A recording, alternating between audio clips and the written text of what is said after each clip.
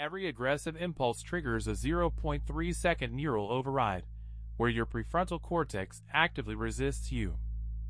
Force control, and your vagus nerve dumps cortisol that paralyzes fine motor control. The body literally punishes speed. It rewards the deliberate pause. What I am about to tell you is something I have never shared with anyone before. It is the quiet moment I finally stopped fighting the river and let the water teach me how to stand. We live in a century that worships velocity. We are taught to strike first, to speak louder, to push through the wall. But velocity is not victory. It is often just noise dressed up as progress.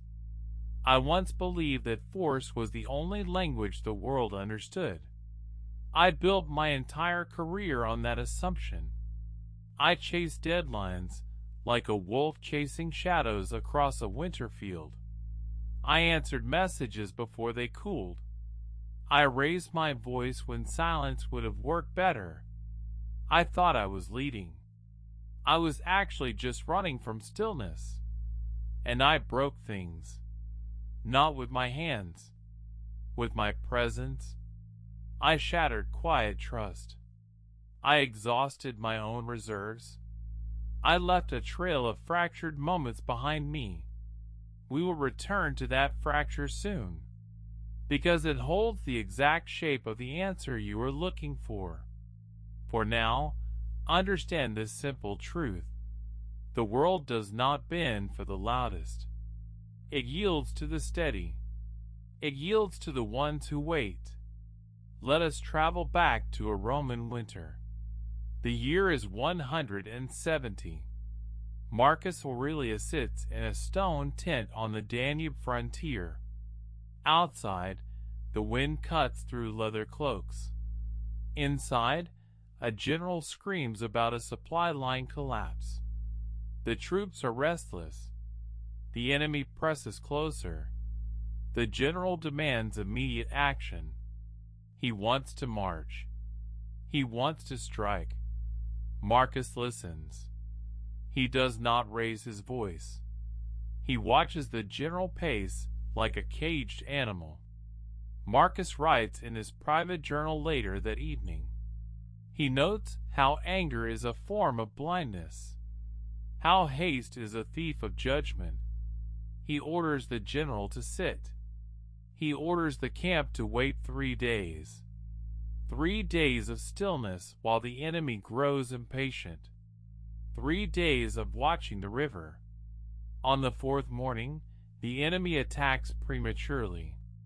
They cross at a weak point. Marcus is ready. The trap closes without panic. The victory is quiet. It is clean. It costs half the lives a rushed strike would have demanded. Marcus understood what we have forgotten. Patience is not waiting. It is positioning. It is aligning your center with the natural order of things. We do not face barbarian armies on frozen rivers today, but we face a different kind of pressure. The modern world runs on a different clock.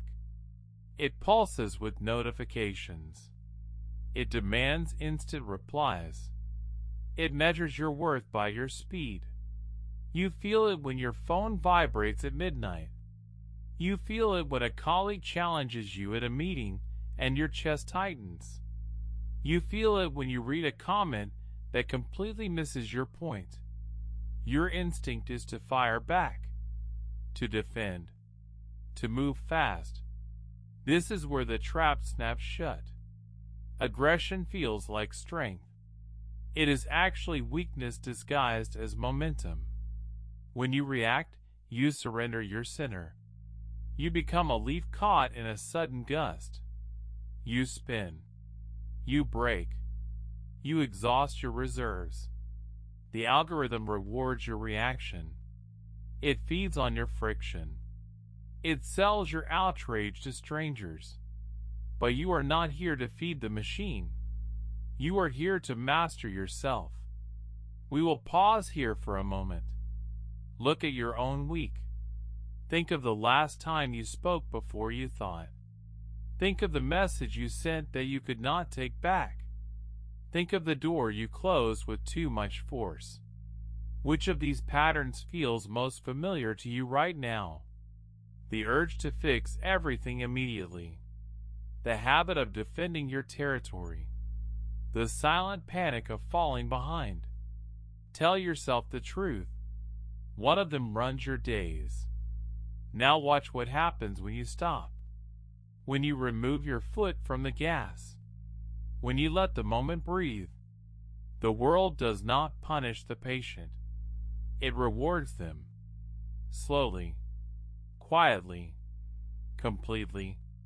Let us build a framework for this stillness. You do not need to meditate for hours. You do not need to retreat to a mountain.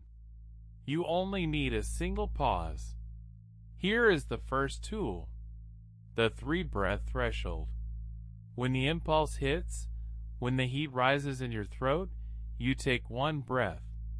You let it settle in your chest. You take a second. You let it reach your hands. You take a third. You let it ground your feet. In that third breath, the neural storm passes. The prefrontal cortex reclaims its seat. The cortisol recedes. You are no longer a reaction. You are an observer. You will use this at the office. You will use it in traffic.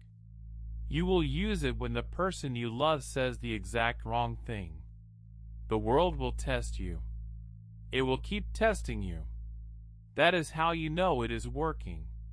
Remember the example with the general on the Danube. He wanted action. Marcus gave him stillness. The stillness became the strategy. You must do the same. You must become the stone in the river, not the water fighting the current. There is a second layer to this. A deeper shift. We often mistake patience for passivity.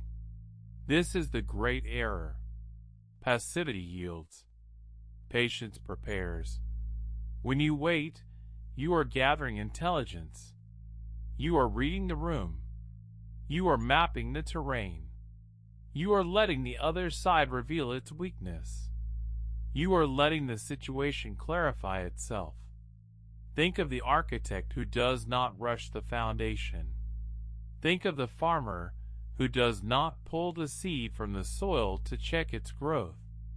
Think of the tide that does not force its way forward, but simply returns, again and again, until the cliff surrenders.